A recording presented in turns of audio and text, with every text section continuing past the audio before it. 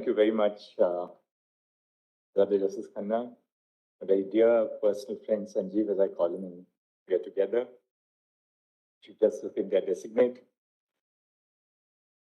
Last evening, when my Registrar Judicial asked me what time the ceremonial bench should be listed for, he said, "Sir, we'll list it at 2 o'clock. How many matters do you want to do?"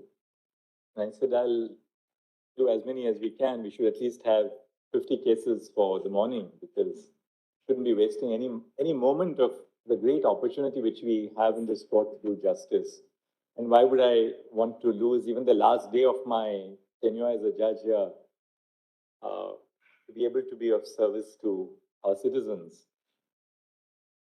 But then we decided to fix it at 2 o'clock. In the night, I was a little worried because I said it's a Friday afternoon.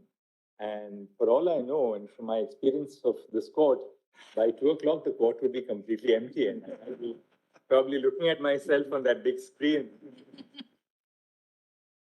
But really, I'm humbled by the presence of all of you, distinguished senior members of the bar, law officers, the Attorney General, Solicitor General, such distinguished seniors who have come here, former judges of the High Court, members of the bar among the women, including the seniors, so many juniors who have walked the talk in my court. I don't think I have to say much, because in Marathi, as they say, I would have definitely put on a couple of kilograms of weight by all that you have said. If I were to come back to the court tomorrow, I would sure be a puffed up face and a puffed up nose, and I would be thinking a great deal about myself. Now, even if I do, it doesn't matter, because I'm not going to be delivering justice tomorrow. But honestly, it's been a great honor to be sitting in this court. When I was young, I would come and sit at the end of the last row in this court, watch the greats of the bar argue, and learn so much about how to argue, how to behave in court, court craft, how to acquire substantive knowledge of the law. And then, of course, these two great portraits.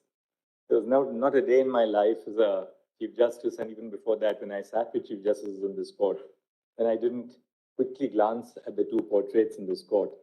Just as we did in Mumbai when we glanced at the portrait of Chief Justice Mr. Chagla, because that was the Chagla court, and we felt that there was this overpowering presence. The overpowering presence of the two greats of this court was, in that sense, a sobering reflection for all of us, that there are limits which you cannot transcend, and the one cause in which we are involved in this court is the cause of ultimate justice to the citizens. We are here as pilgrims, and birds of passage. We come for a short while and then we leave. But the work which we do can either make or mar the institution. Of course, none of us is that important that you feel that, well, the court is not going to survive without me. Because there have been great judges who have come here in the past. They've passed on the baton to succeeding generations. And that's something which sustains the institution, of different people with diverse viewpoints coming into the court and passing the baton along.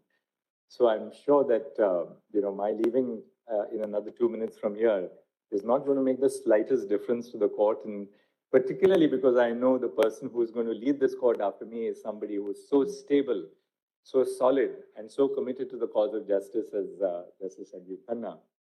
So I leave the court with that sense of a sense of happiness that the person who's going to come and sit here from Monday is a person who is so dignified, so aware of the position of the court in the wider social and political life, the historical perspective of this court.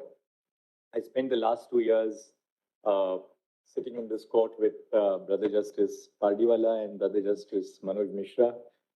Three of us are in so many ways so similar, but in so many ways we bring to each other's lives that element of diversity, because we had such wonderful times together on the bench, cutting jokes, talking the talk, working very, very seriously on some matters, even the smallest matters, where we had a video conferencing exchange with someone in our chambers, it would be always serious talk on what was best in the interest of that particular family or that person who was before us.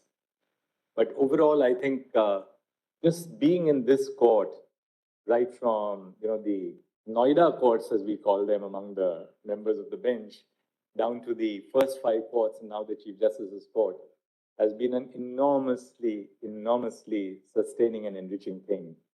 You ask me, what keeps me going? It's this court which has kept me going. Because there's not a single day when you feel that you have not learned something, that you have not had an opportunity to serve society.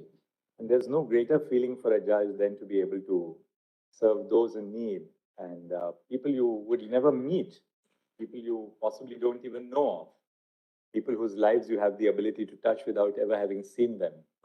That's the great joy and charm of judgeship, which I've followed over the last 24 years, through the ups and downs. And then to imagine that I'd actually walked to the Chief Justice in 1999, early 2000, and said, can you please relieve me of this obligation of becoming a judge? And Chief Justice Agarwal told me, wait for a week. And that week changed my life. So I'll conclude by thanking all of you. Each one of you, believe me, each one of you has taught me so much that I didn't know about law, and more importantly, what I didn't know about life. Because in all that all of you said to me in the court, I learned so much about life. I learned so much about life today. I mean, those 45 matters which we did. There's no case which is similar to an earlier case. So in every case that you decide here, you learn so much about what's happening in society, what's happening across the nation, and the importance of the position of this court to sustain the faith of common citizens in the work which we do. If I've ever hurt any one of you here in the court, sometimes even I can get irritable. Kalpana tells me that all the time. Only she can put up with someone like me. But if I've ever hurt any one of you, I would like to just say Michami Dukadam. Please forgive me for something which I didn't intend to ever say or do, which may have hurt you. And thank you very much for coming in such large numbers. I know at the end of it all, it's been really worth it for me every moment. Thank you. Thank you. Thank you. Thank you.